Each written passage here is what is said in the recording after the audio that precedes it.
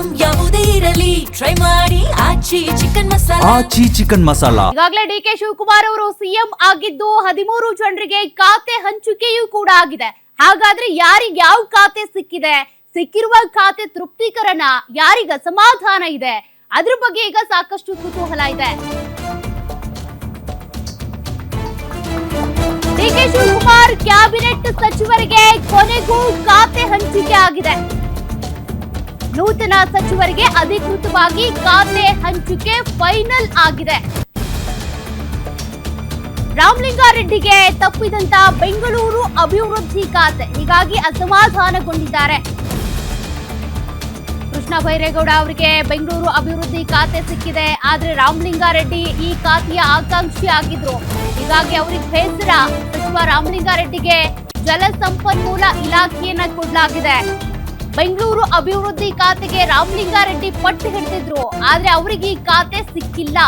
ಪರಮೇಶ್ವರ್ಗೆ ಕಂದಾಯ ಮತ್ತು ಯುವ ಸಬಲೀಕರಣ ಖಾತೆಯನ್ನ ಕೊಡಲಾಗಿದೆ.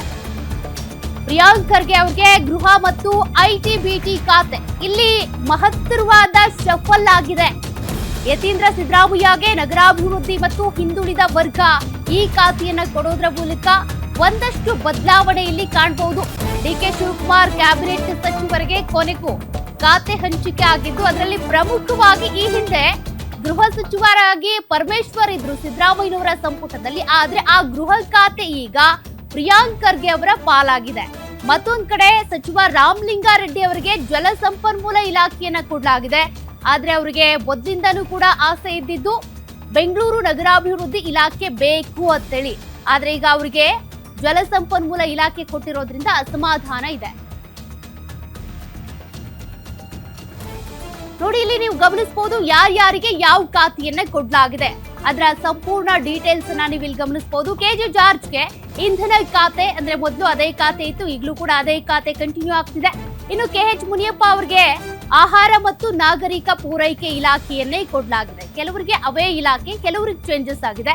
ರಾಮಲಿಂಗಾರೆಡ್ಡಿ ಅವರಿಗೆ ಜಲ ಸಂಪನ್ಮೂಲ ಇಲಾಖೆಯನ್ನ ಕೊಡಲಾಗಿದೆ. ಅವರಿಗೆ ಇಲ್ಲೇ ಅಸಮಾಧಾನ ಇರುವಂತದ್ದು. ಸತೀಶ್ ಜಾರಕಿಹೊಳಿ ಅವರಿಗೆ ಲೋಕೋಪಯೋಗಿ ಇಲಾಖೆಯನ್ನ ಕೊಡಲಾಗಿದೆ. ಇನ್ನು ಯುಟಿ ಖಾದರ್ ಅವರಿಗೆ ಆರೋಗ್ಯ ಇಲಾಖೆ. ಈ ಹಿಂದೆ ಕೂಡ ಅವರು ಆರೋಗ್ಯ ಇಲಾಖೆ ನಿಭಾಯಿಸಿದ್ರು. ಸಿದ್ದರಾಮಯ್ಯನವರ ಸಂಪುಟದಲ್ಲಿ ಅವರು ಸ್ಪೀಕರ್ ಆಗಿದ್ರು. ಯಾವುದೇ ಸಚಿವ ಸ್ಥಾನ ಇರಲಿಲ್ಲ ಅವರಿಗೆ.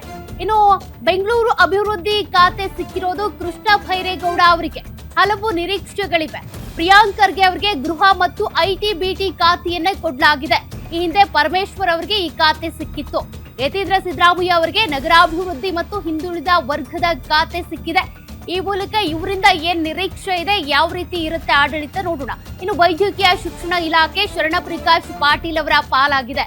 ಯಾರ್ಯಾರಿಗೆ ಯಾವ್ಯಾವ ಖಾತೆ ಕೊಟ್ಟಿದ್ದಾರೆ ಇಲ್ಲಿ ಗಮನಿಸಬಹುದು. ಭೈರತಿ ಸುರೇಶ್ಗೆ ಸಾರಿಗೆ ಇಲಾಖೆ, ರಾಮಲಿಂಗಾರೆಡ್ಡಿ ಅವರಿಗೆ ಇದ್ದಂತ ಇಲಾಖೆಯನ್ನ ಈಗ ಇವರಿಗೆ ಕೊಡಲಾಗಿದೆ. ಈಶ್ವರ್ ಖಂಡ್ರೆ ಅವರು ಅರಣ್ಯ ಸಚಿವರಾಗಿದ್ರು ಹಿಂದೆ, ಈಗ ಪಂಚಾಯತ್ ರಾಜ್ ಅಭಿವೃದ್ಧಿ ಆ ಖಾತೆಯನ್ನ ಇವರಿಗೆ ಕೊಡಲಾಗಿದೆ.